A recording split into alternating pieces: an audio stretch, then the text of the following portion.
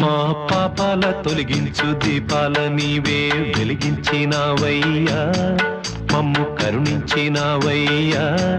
జన్మ జన్మాల పుణ్యాల పంటల్లే నిన్ను దర్శించినామయ్యా, మేము తరించినామయ్యా.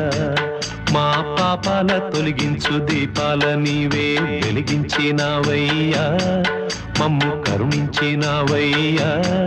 జన్మ జన్మాల పుణ్యాల పంటల్లే నిన్ను దర్శించినామయ్యా, మేము తరించినామయ్యా.